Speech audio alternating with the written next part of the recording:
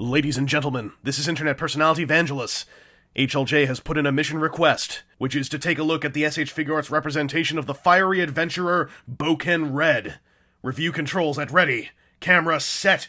Attack! Reminding me of the Canadian flag, Bouken Red's got a clean suit sculpt with subtle lines carved in to help accentuate his central white stripe from the red on either side. The helmet looks great, with a translucent strip over internally sculpted detail on the forehead. All that said, I do find his anal screw plug a tad distracting when I look at him from the rear. Also, his inner joint pieces being solid red or white are a bit distracting, but the nature of their construction makes it difficult to split their coloration. His saga symbol and metal accessories finish off the look nicely, though I wish the metal parts were a slightly shinier silver. A whole lot of this looks great. Unfortunately, the silhouette of his sculpt just falls apart for me when I look at his arms. The limbs themselves are fine, even with the bicep swivel cutting through the sculpt of the suit, but the shoulders and overall connection to the torso are a real letdown. There are inner sleeves in there, but they are way too small to accomplish their task. If they were a bit more pronounced, they could have smoothly transitioned the arms into the shoulders, but as they are now, the arms look very obviously plugged in via ball-jointed stems. It's a visual discrepancy that brings the figure down from its Figuarts pedestal, feeling more like a quality found in an on-the-shelf, mainline, made-for-kids action figure. Precious posability, how much have you got? A bunch. There are some little bits and pieces, though, as often is the case on Sentai Figuarts, that are not utterly perfect. The first one being this guy's neck, actually. The top of the neck joint is fine, does everything it's supposed to. The base of the neck joint can totally do this, so he's like, what? Precious. But if you want to move it forward or backwards, or like tilt it forward or backwards at the base, that doesn't happen.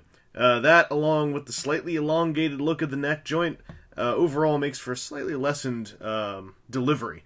This dude's arms are fine. They've got a cut bicep swivel, so there's nothing to worry about as far as limited posability. The elbows are fine, kind of. I mean, they could bend more, I guess. But this huge silver ring's in the way. Problem is, when you move the shoulders around, as I said, look at this.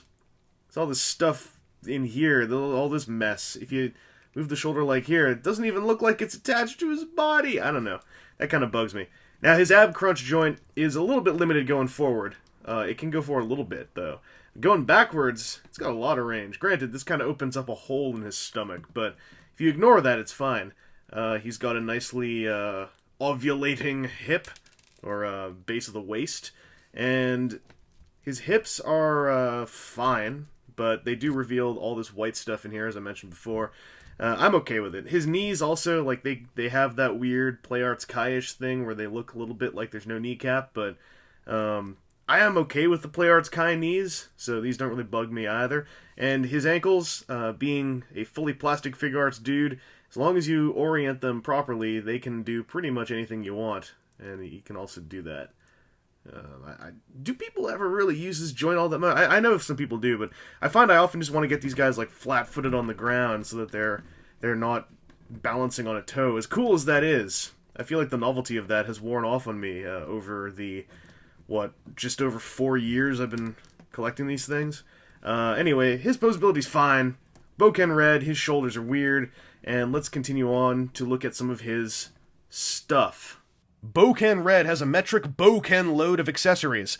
Starting off with his hands, he has fists, splayed open hands that match his roll call pose, a pair of hands for firing his Servi Buster, a different pair of hands for holding his Servi Blade or Bouken Bow, an entirely different pair of hands for holding his Excellular, and a special left hand in a finger-snapping position for a frozen moment of attack.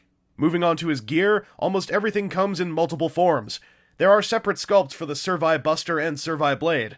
Also, there's a duplicate Servi Buster with a little peg extending from one side to be mounted on his removable hip holster. I actually had to consult the instructions to realize the little peg was the only difference. 2 Servi Busters borders on delightful and frivolous all at once. He also has 2 Bouken bows. One has a posable vice grip at the tip, while the other is sculpted into its Bouken javelin mode. The javelin sculpt is slightly elongated, and I'm fine with it being a duplicate rather than an add-on piece to the tip of the bow. Even the Excellular comes in a variety of flavors. There's a folded version that plugs into the back of his belt, an open version for making calls back to the base, and an L-bent version for summoning vehicles that nobody would ever be able to afford at the SH Figuarts scale. These are lovely little bits of plastic loaded with sculpting and really fine detail paint apps. Finally, Bouken Red has a bonus tray of pieces revolving around this gigantic Bouken scooper thing that I don't recall seeing in the show. It's an impressively large shovel and works nicely with these weird unofficial Sentai figures I found the other week. Even more impressively, Bandai went so far as to support these knockoff items by including new hands for the female figures to let them wield the scooper. They even got their own coats of paint, as evidenced by the red plastic base that can be seen within their wrist sockets. Bouken Red is a great SH Figuarts package, thanks to his huge wad of accessories. Aside from the doubled-up sculpts for every weapon at his disposal, and a bevy of hand swap options to back them up, he even comes with a notable stack of parts for an entirely separate trio of action figures. His paint job is clean and his sculpt is pretty good, but the gappy connections between his arms and his shoulders are a huge detriment to what was becoming one of my favorite Sentai Figuarts releases to date. Instead, he falls into a mid-ground, backed by what comes in his box and faltered by his messy shoulders. I certainly won't say he's unrecommendable, as he still accomplishes a lot and represents one of the coolest Sentai Reds of the 2000s, but I'd definitely say he's not worth going out of your way to own before some of his peers.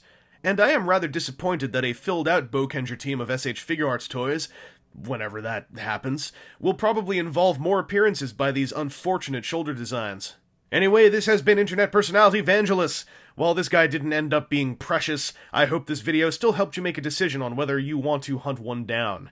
Unless, of course, the Bouken scooper is going to lure you in regardless. I wonder why, though.